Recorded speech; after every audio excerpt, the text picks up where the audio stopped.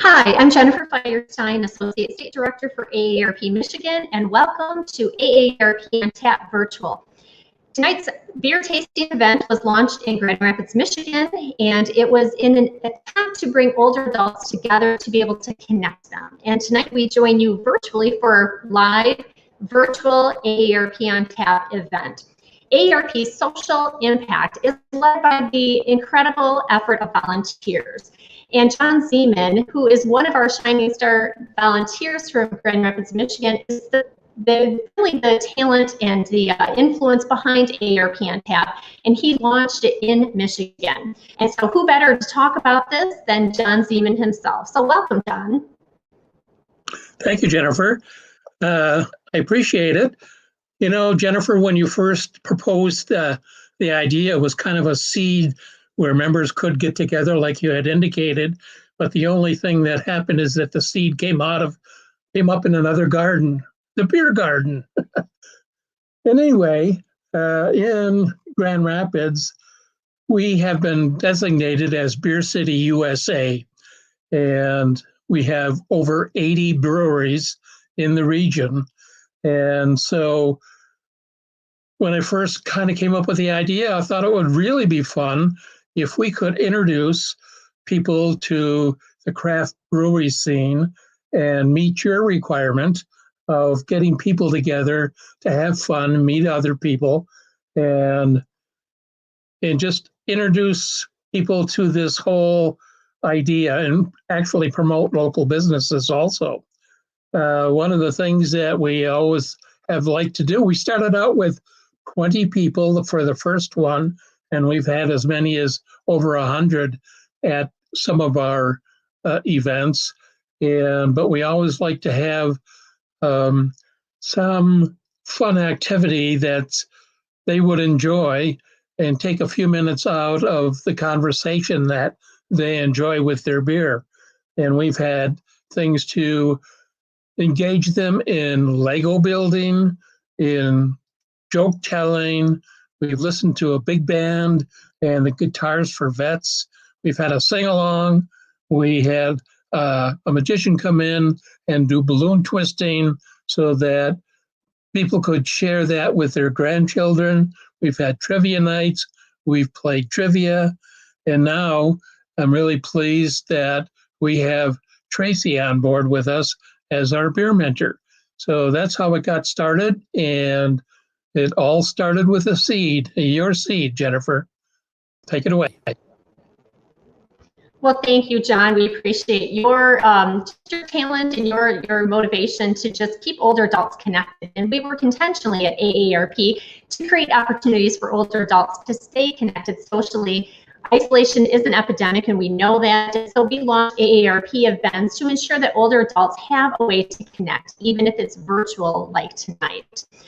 So we encourage you with tonight's event to drink responsibly. We ask you to bring your own favorite beverage to tonight's event because Tracy, our Cicerone, will be leading us through a beer tasting event. So let me introduce you to Tracy. So Tracy is a Grand Rapids native. She comes from a long line of craft beverage creators and enthusiasts, and growing up in Grand Rapids, Michigan, Beer City, USA.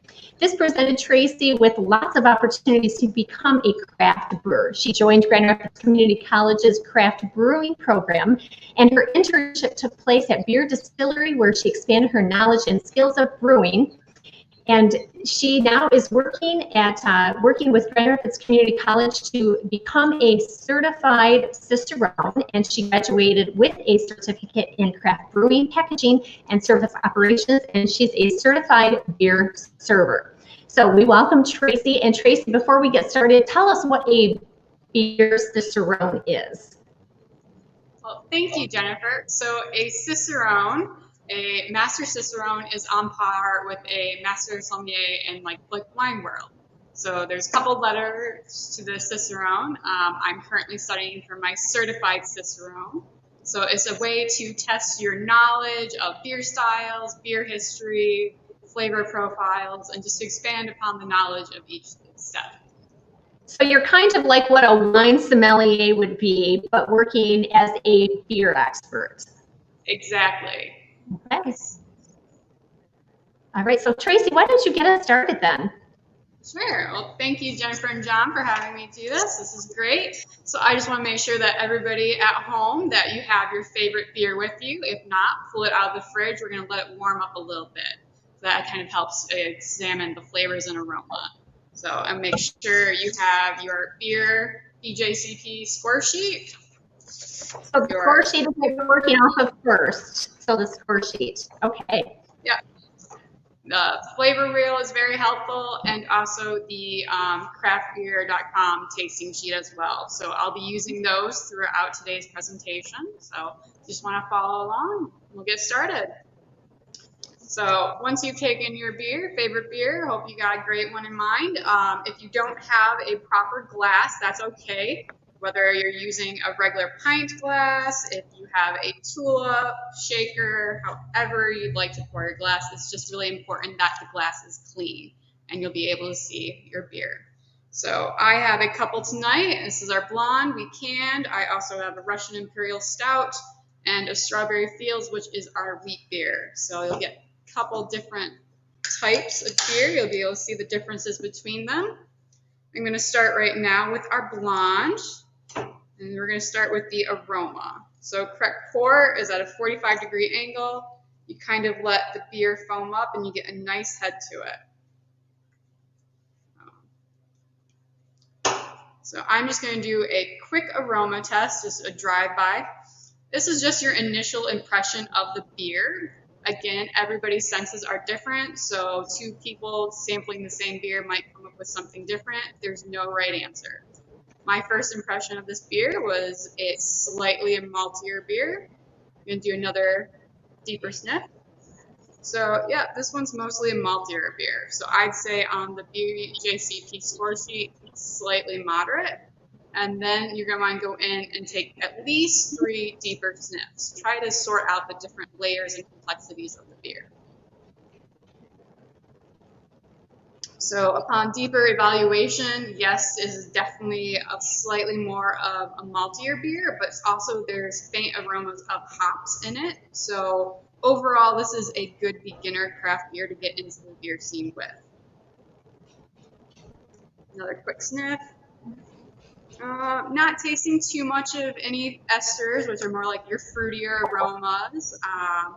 So I would say I'm going to go with moderate overall in both malts and hops, balanced.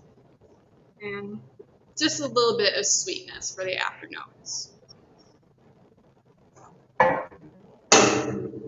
Strawberry Fields here. Get a little bit of a different taste to it and aroma.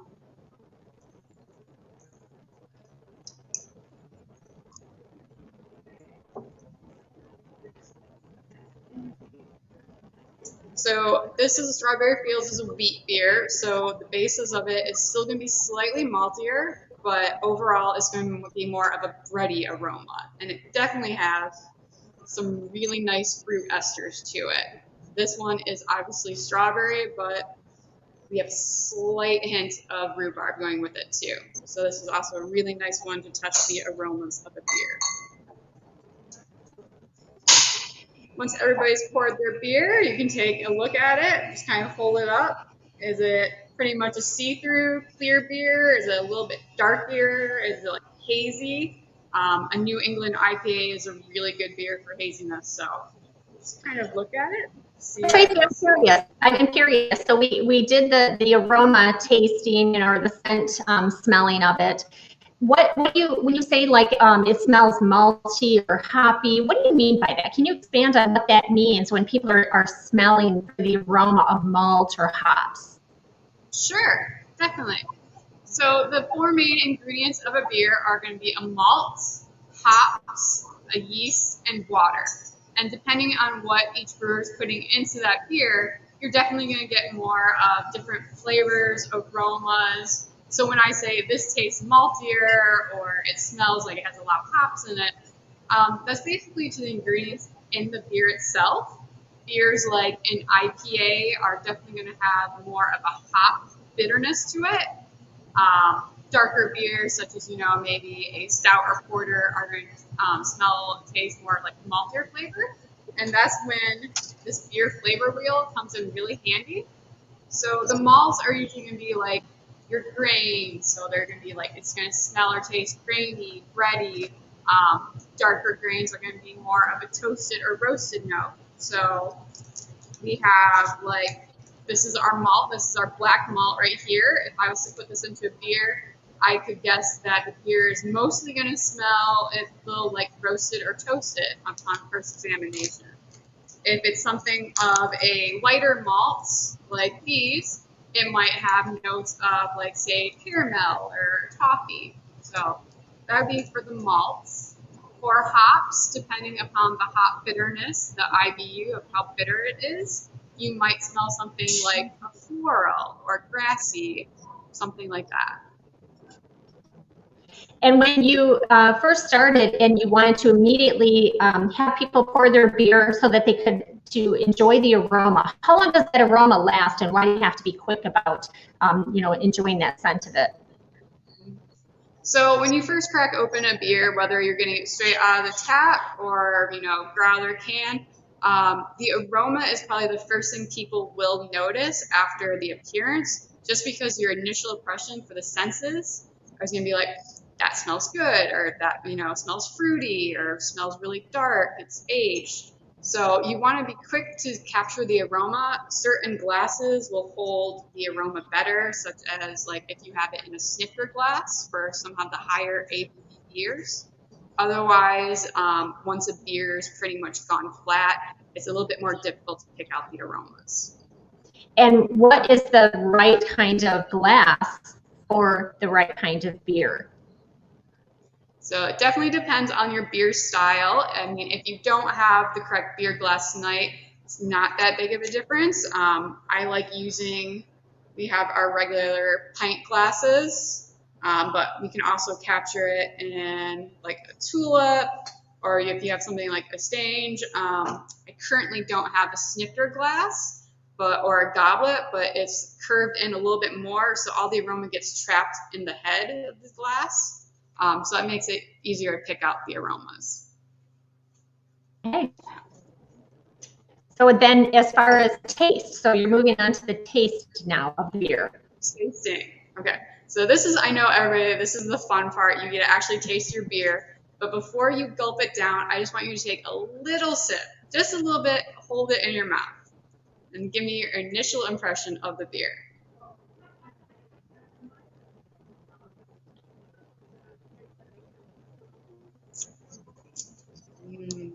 So upon further review, just that smallest slip, your initial impression of the beer. What's everybody picking out? This one for the strawberry field, definitely the first thing I'm smelling, tasting is the fruit in it. So this is nice wheat beer, so I'm getting a little bit more of the wheat in the background, but I'm definitely picking up the fruit in the fork. If I was to try something more like my rust, which is a Russian Imperial Stout, try that. This one would definitely be more of a malt forward beer, so this would be a very high to moderately high beer in malt flavor. Not so much in hop bitterness, and definitely you can pick out notes of like a darker fruit and chocolate in this one. So once you've taken your initial sip, go ahead, take a little bit of a deeper sip, and then try it again. Notice, see if anything's changed. Tracy, we do have a question. We do have a question on, can you explain the malt, hops, esters taste? Sure. So again, the flavors of the beer, the malts are the grains that are going to go into your beer. So again, that's going to mostly be, you're going to pick up flavors and aromas of like grainy, bready, caramel, if something's like roasty or burnt almost in aromas and flavorings. And then the hops are responsible for what most people perceive as the bitterness of the beer. But not always like overwhelmingly so. Again, you can have hop flavors that are really citrusy. It's almost like biting into like an orange or something. Or you can have it be very like herbal or even piney. So that kind of contributes to the aromas and flavoring a lot, depending on the hop bitterness of a beer. And so often dark beers, they've got that coffee taste, kind of that burnt taste. So that would be what's that element then that gives it that coffee dark flavor? Yeah, so the darker beer definitely, you usually will pick out like it can have like it's either roasted, toasted, or even burnt. There are some specific beers that are smoked. Their malt is smoked so that you pick it out and it smells really good. Otherwise, again, you can get like a chocolate flavoring from it or coffee. Porters and stouts will usually have a chocolate or coffee flavoring. Usually, those are really popular flavors and aromas for a beer like that. So on the score sheet that viewers have, as far as like when they're, we went through the aroma of it, and how do they score like the aroma? Now we're doing like the flavor of it, and we didn't touch much on the appearance, but we'll have you come back to that, Tracy. So how do people score it as far as the aroma, the appearance, the flavor? So on the one side, it will say, it says the aspects. So it says the malts, the hops, esters, phenols, alcohol, sweetness, acidity. And then you go onto the next column and it has the low, medium, and high.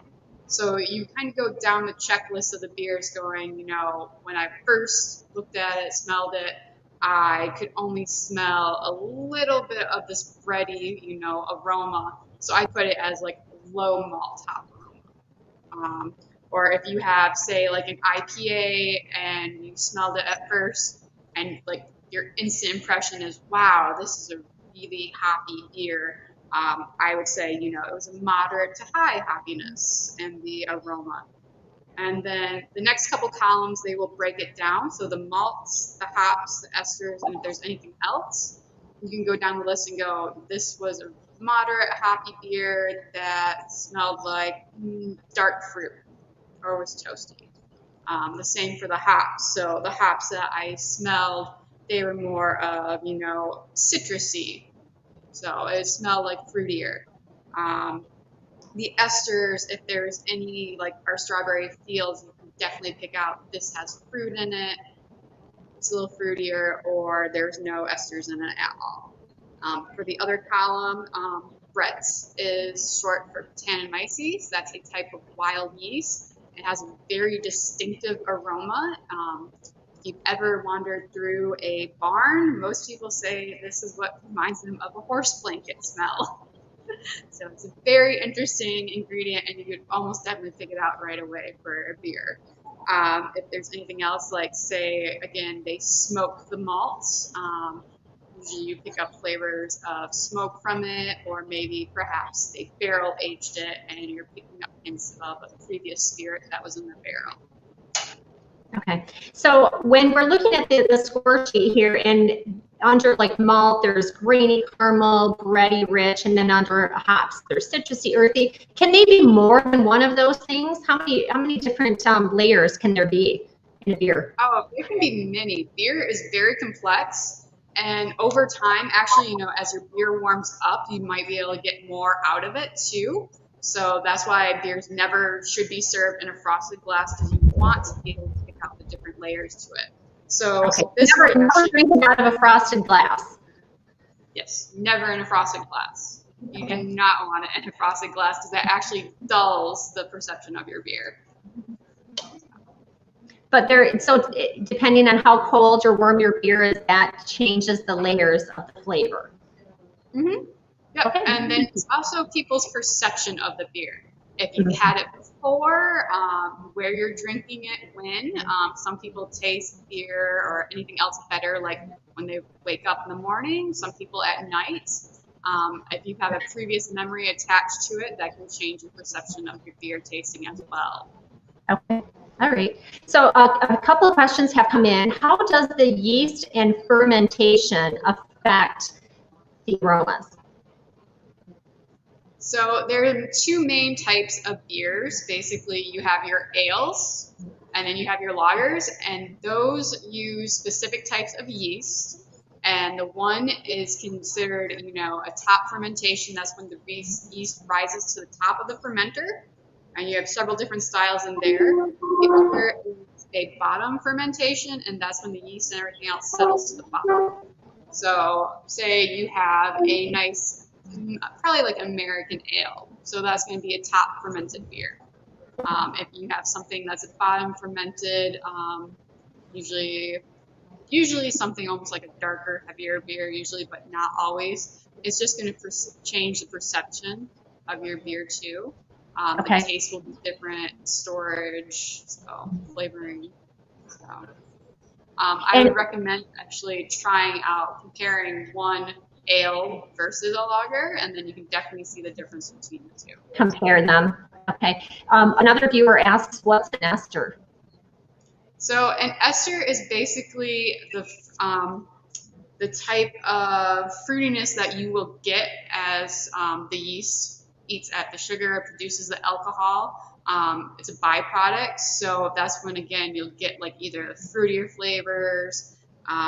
It actually will taste, smell like apple, pear, maybe like a stone fruit or darker fruit. And then another question is there a certain order to taste different beers? You know, with whites or with wines, you know, you go from more of a dry to a sweeter, white to a red. So is there an order for tasting beer? Yes. Mostly, again, it's going to be, you can do by personal flavor if you like. I usually always go from the light to the dark beers. And I will go from like the less hoppier of the light beers to the more hoppier of the light beers. Same for the dark. I'll start out with the least hoppiest, work up to the hoppiest. So you would basically want to start out with something like a blonde or a pale ale, and then work up to, say, like you have IPA or an imperial IPA. Otherwise, your taste buds will be going, what am I drinking now? That's how does the range ABV affect the profile, the flavor profile of the beer? So the range of the ABVs? Mm-hmm. Yes. How does that affect the flavor profile of beer? Okay. So ABV is short for alcohol by volume. It just tells you basically if you have a lower ABV beer, again, there's not going to be much alcohol. So anything from like there's a style of beer called a table beer that might be only 2 or 3%. So not much alcohol. It's going to be a little lighter.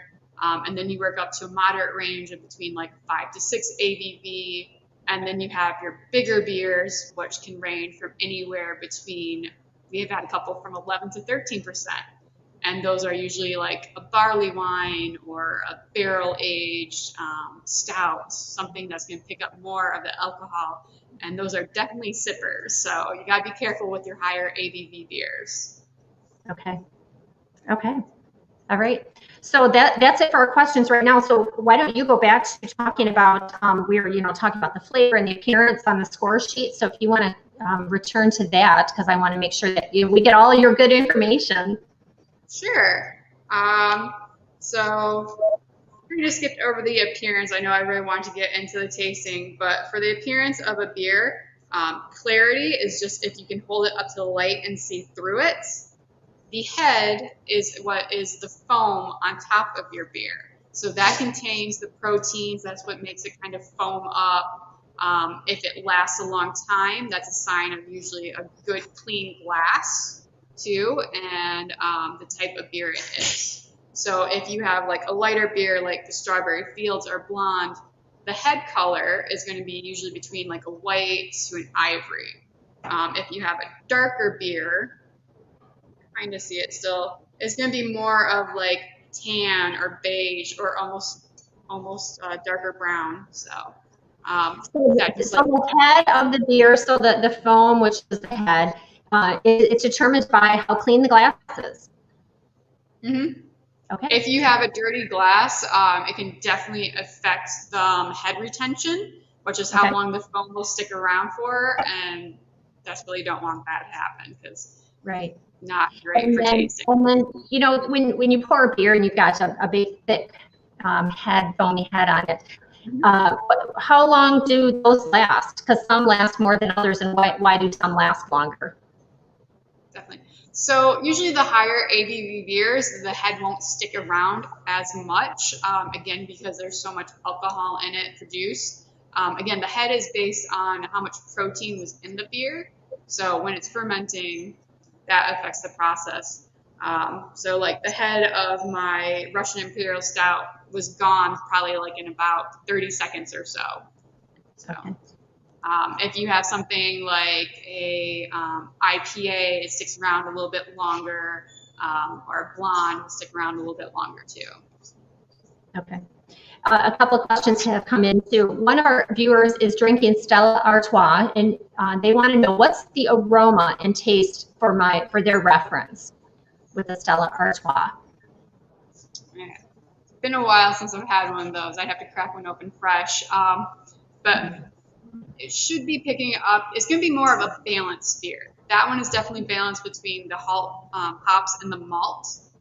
So overall, in both aroma and tasting, I'd say they're about even. They're not an overwhelming beer, and nothing is going to go, this is super hoppy, or, you know, this tastes super malty. So I would probably put it at moderate for almost everything in hops and aroma, hops and taste, the malts in both taste and aroma as well. Okay, all right. Hopefully that answers their question. And then the next question is, what is the difference between ale and beer? And I also was wanted to ask you too at the beginning of this is, what is the difference between you know, just a regular brewed beer and a craft beer? So first question is, what's the difference between ale and beer? Okay, so ale is one of the two types of beers. You have your ale and then you have your lagers. Those are the two main types of beer. Beer is, again, it has the four main ingredients are going to be water, yeast, malt, and hops.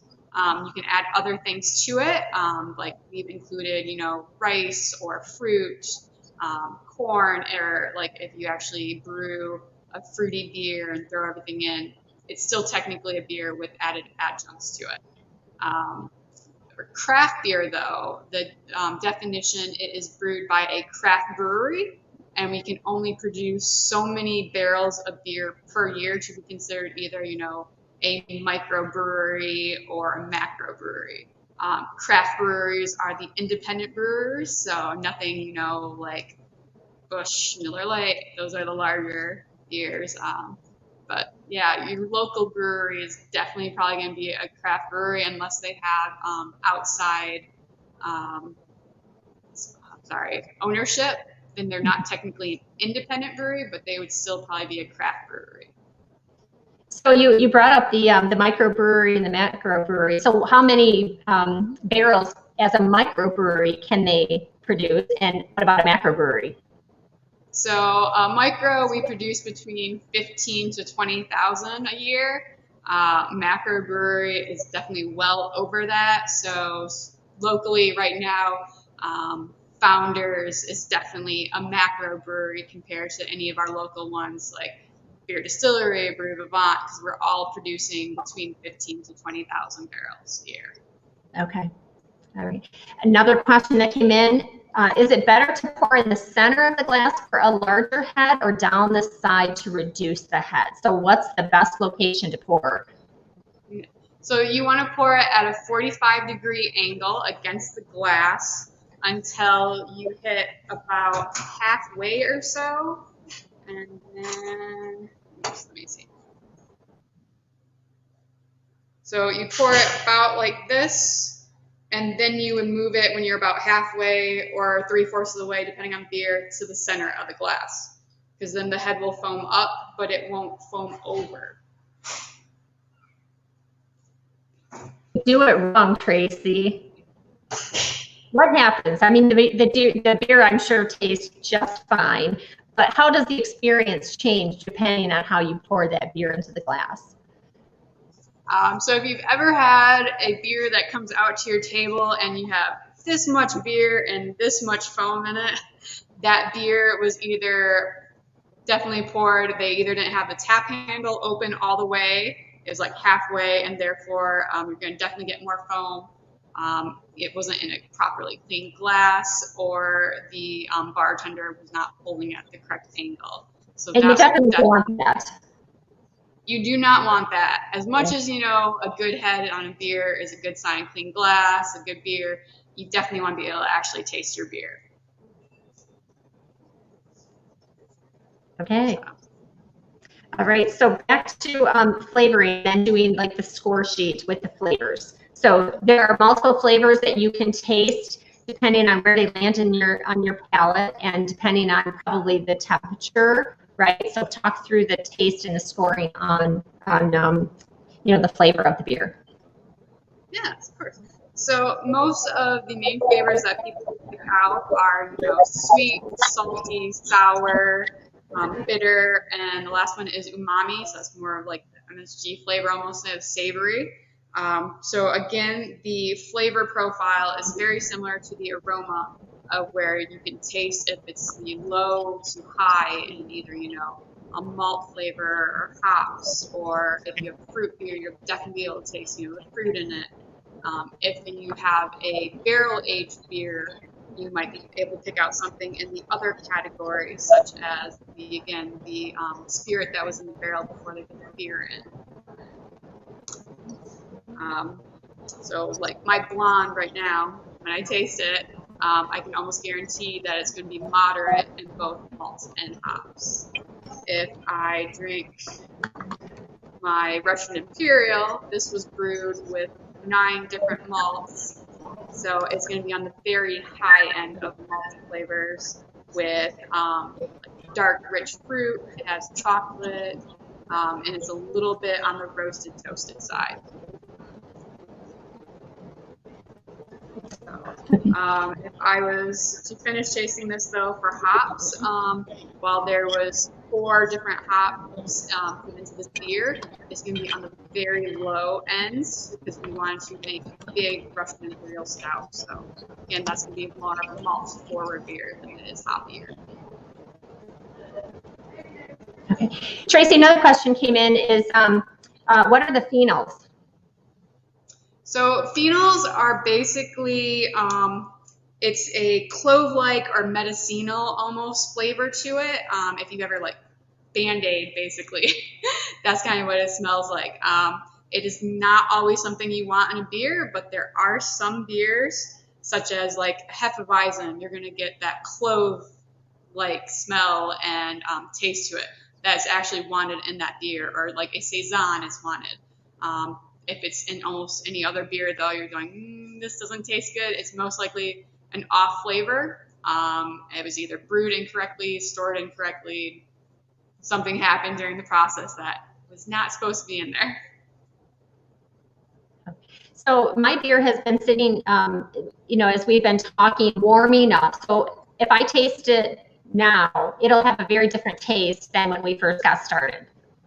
Yes, correct. So usually you might want to start out with the beer at, like, depending on the style of beer, between 40 to 50 degrees, 50 to 55, even warming up sometimes, you know, 60 degrees on a beer. If you drink it over time, you'll definitely be able to pick out the different layers to it. Okay. And another question came in. Can you speak to the international bitterness unit of different beers? So the IBU is the International Bitterness Unit, and that's basically the way to measure of how bitter a beer is, otherwise how hoppy a beer is. So if you have something like our blonde, it has pretty much a lower IBU, not overwhelmingly. We have it at about 30 IBUs. So it does have some hop bitterness to it, but then you might have something like a IPA, anywhere 60 IBUs, definitely is going to have more hops. So you might have an Imperial IPA, which we just threw all the hops we could into it, and we said it has 100 IBUs. Okay. Another question is, somebody wants to know, what is your favorite beer, Tracy? Oh man, that's like picking a favorite child, and I have to admit it on national life. Right now, I'm actually. When it comes to children, we're going to just say right now there are no favorites. Yeah, okay. I love all my local breweries, equally. I work here though, obviously. So, it's actually a beer that is no longer on tap. It was the first beer I brewed here as an intern, and it was called IFB, Intern's First Brew. It was a pale ale I designed and brewed myself, and it had really nice notes of citrus to it. So it was a great summer beer. And when you talk summer beer seasonal, so right now we're in the thick of winter and it's it's cold. So what are some good beers that are good for winter as opposed to good beers that are good for summer? You talked about that seasonality. In the winter, I myself prefer a darker, higher ABV beer, like a barley wine, an imperial stout. I had a couple left over from Oktoberfest, so I had a couple of Marzens left in my cellar that I really enjoyed.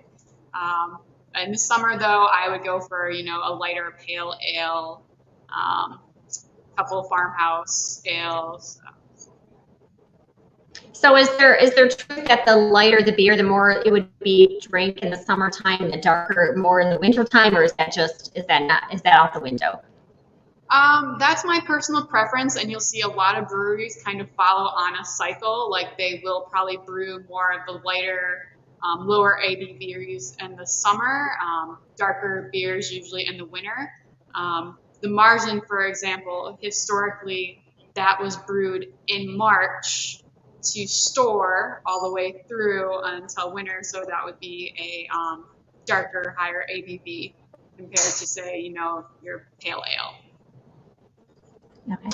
Question came in, do beers get old sitting on the shelf? What's the shelf life of a beer? Okay, they do. So depending on the proper storage of beer, usually, first in, first out, if they rotate a beer in. And if it was properly stored, whether it was in a can or a growler, also makes a difference. Our beers that we put an expiration date of, it's good for a month from now. But it might hold up even longer just because it was properly canned. You usually want to get, if you take beer home in a growler or a howler, make sure you have one that's in a darker color. You don't want the clear, because then your beer can become white struck and it doesn't last as long, or you'll develop off flavors. So yeah, I would just make sure that it was properly sealed, stored. You can check the expiration dates on the cans too, just to make sure it's not, from 3 months ago. And how does it? How do you know if the beer is skunked? How do you know if it's not safe to drink? So usually you develop it over time, just a sense of this is a beer you really like, and then you keep tasting it, and you can basically calibrate your senses to the beer. Off flavors in beer are pretty much known well up front. If you open one and you just smell this and goes, ooh, this is like walking through, a horse barn. This probably has bread and myces. It's a beer that shouldn't. It's an off flavor. If you open up another beer and you're like, this smells like cream corn, that's definitely an off flavor.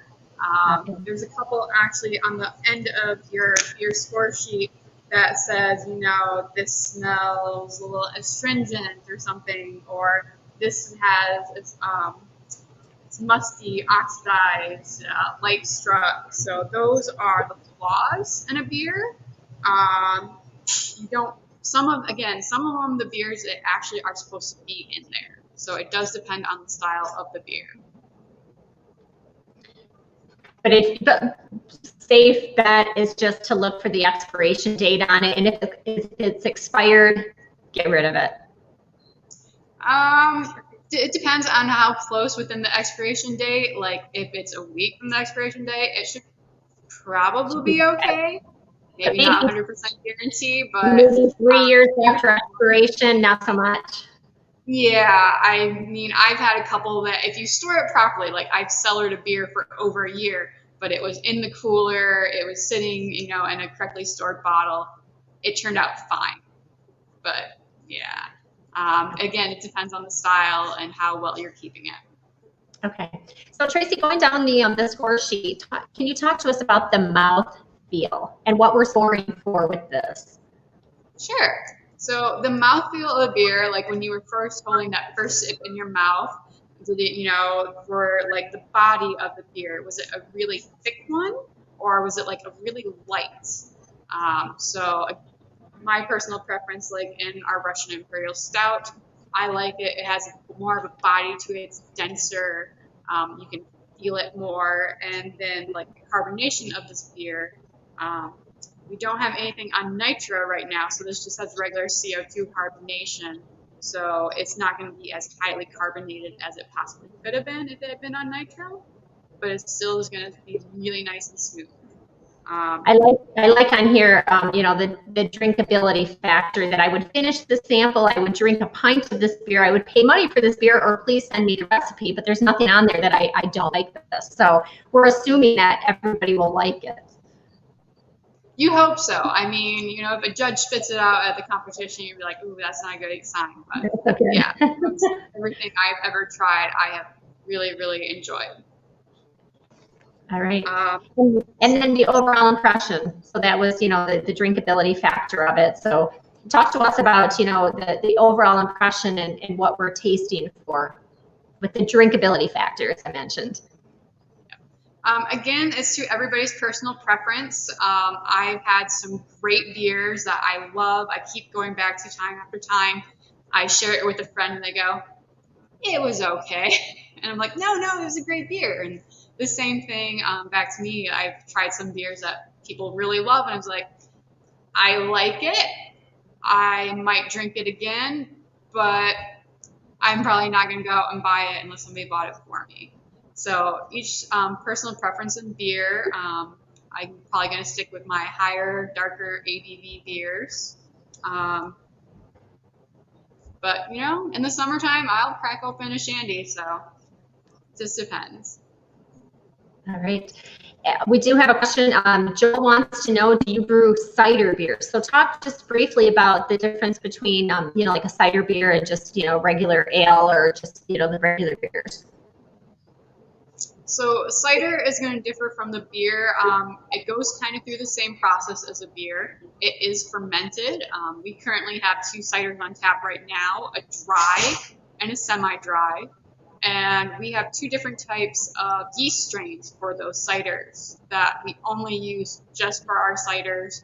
We probably would never throw it into a beer. So the cider, you're going to have the base, of course, is going to be, you know, whether it's apple or a pear, or you throw another fruit in to make a fruit cider, it will go through fermentation. It will be carbonated on tap, so it's just a slightly different style, but it's not typically a beer. So Tracy, you and I were talking earlier, and I was saying that I'm not, I like beer that has a fruity flavor to it. So I'm actually drinking a raspberry lager. So can you talk about fruit beers? I know some people say, oh my gosh, there's fruit in it, it's not a real beer. But you, in fact, brew beers that have raspberry flavoring or just other flavoring. So can you talk about the fruitiness of the beers? Yep. So again, the 4 main ingredients of the beer were yeast, water, hops, malt. Anything that you add to a beer is called an adjunct. So if you're throwing, you know, say oatmeal in, or again the fruit. So we've had brewed beers that, you know, we had strawberry in it, we've had cherries, we have one that has blueberries in it right now.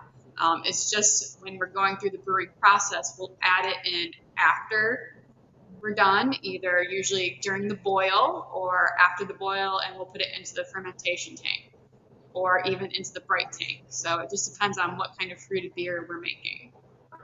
Okay. And what about gluten-free beers? Because for people that are gluten sensitive or have celiac disease and they need a beer that doesn't have gluten, what makes a gluten-free beer different than a regular beer? So the ingredients in the beer, we've never actually brewed one just because it's a little bit more of a difficult process. But if you can get a beer that has, say, like an extract in it compared to you actually, you know, ground up all of the grain, you threw wheat into it. So we have a couple beers that don't have wheat in it that would technically be considered, you know, gluten-free, just because the ingredients don't fall in line with gluten. Okay. Like our ciders are gluten-free. Cider. Okay. All right. More questions have come in. Somebody wants to know, looks like William wants to know, how did you become interested in becoming a Cicerone? So growing up in Beer City, basically almost every bartender in Grand Rapids is at least a certified beer server. And then I went to school where I achieved my certification for that level. And we basically, all my classmates and I challenged each other to go, hey, do you want to, you know, study for the next level? So it's really a fun time, you know, sit around, drink with everyone, go, we're going to break down the style of this beer. We know the history. Now you have to teach it to everyone in the group. It's just the next level. I like to show off your knowledge and education. So if you can break down a beer when you go out with friends, it's really cool. So it probably started as just an interest, and then it grew into become a profession. So that's really interesting, neat, fascinating. So another question from Fred is, he seems to have a skunked beer. He wants to know, can he use it to water his plants, his house plants? As long as you really don't like those plants. Because it'll kill them? Mostly it will be the beer that kills it, and whether it's skunked or not, I probably won't water my plants with it. A skunked beer, though, is actually a good training tool to develop your palate to notice off flavors. So if you have the same beer fresh, pour that against the one that's skunked and see exactly what the difference is. Okay. Now, could you get sick, though, drinking a skunked beer? Sorry? Could you get sick, though, drinking a skunked beer? Could you get sick off of it? Yeah, I wouldn't drink the whole entire thing, but mostly because the flavor would throw me off. I've actually had the off-flavor tasting where we did drink an entire skunked beer, and it was just... So you'll know pretty darn quickly, and you just won't be able to get that thing down anyway. Yeah. Yeah. So Tracy, a couple of we've got these other score sheets on here. So we've got the tasting sheet, which is you know, shows like the appearance and that kind of thing. Can you just briefly talk about this score sheet and how people can use it for tasting a beer? So it's basically like a modified BJCP score sheet. It will still have, you know, this is the aroma, the appearance, mouthfeel, a little simplified version, so you don't have to do, you know, super in-depth. I like taking it to, if I'm going to a new brewery for the first time, I like to have one of the score sheets with me to taste the new beers. At the top, though, it does show the SRM, which is a standard reference method that shows the color of the beer. So that's one way to judge, you know, all the way over. You have like your straw, a lighter, a little amber, red, brown to black colors at the top. Okay. And then what about the flavor wheel? Talk to us about that. How do we use this, and what's the importance of using this for just you know, enjoying the beer tasting experience? So it's a great way to describe a beer. You know, like when you're just getting started, you might not know how to describe it. So you'd be like, I'm picking up notes of malt, but I don't know how to describe it other than malty. You can go to the beer wheel and go, okay, it's malty, but if you go a little bit more in depth, you think, okay, is it a grainier malt? Is it, you know, toasted? Is it a sweeter one? And then it kind of gets more in depth as you go along. So you can be like, this is a very sweet caramel that I'm tasting, instead of just going, it's malty. Or when describing the hops, you can go, it goes from hoppy to it's a really nice herbal hop with a little bit notes of floral to it. So it's a great way to train your palate again, is to just go out and try it and bring along either both the beer flavor wheel and a score sheet. So you would recommend people take this along with them when they go to a brewery so that they can taste different things and sample different different flavors on the flavor wheel. Yep, I do it all the time. Again, it's just a great way to train your palate. And then if you want to show off to your friends, be like, challenge them, be like, hey, what are you picking up? Because your palate is going to be different than mine. They might notice something you don't.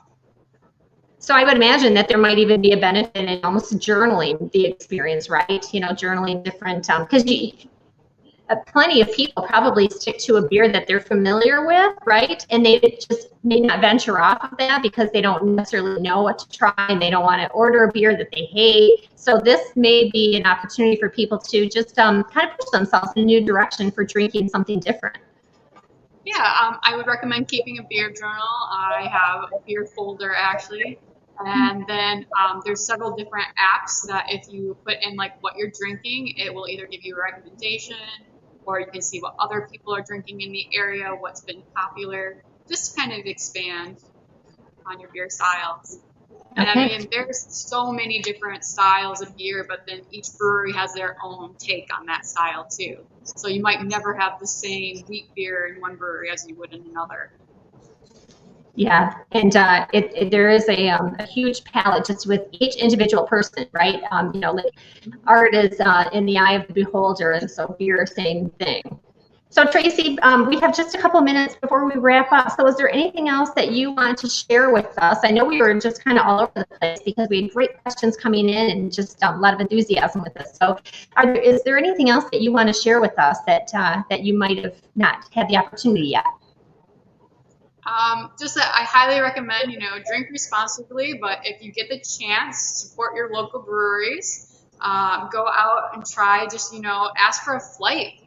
And some of them, they'd be more than happy to do that. So you can go down the row and go, you know, I like this beer a little bit more. I'm picking up more flavors from this one. So I definitely challenge everyone to go and try to use the score sheet and the flavor wheel to test out their palate. Okay, and we have had a couple of people ask the question of how do you pair beer with food? But what I want to say is that is going to be our next virtual AARP on Tap event in June. So Tracy, if you could just give a little highlight of that, just because we want to save that good information for the next time, but be able to at least answer it for tonight. So is there just one snippet of advice that you can offer to the viewers that want to know how do they pair beer with a delicious meal? You can pair beer with almost anything, in my experience. There is a beer that was made for almost every meal I've ever had, and I'm very much looking forward to showcasing that at our next virtual tasting. So, and if they have any other questions, they can always shoot me an email at alewifeforlife@gmail.com. But I would definitely be in the mood to pick out a couple more beers for our next tasting, beer pairing. Okay, and Tracy, can you repeat that email address one more time? alewifeforlife@gmail.com. So alewife, like WIFE for life@gmail.com. And is the 4 spelled out or is it the number 4? Just the number. Number 4. Okay. All right.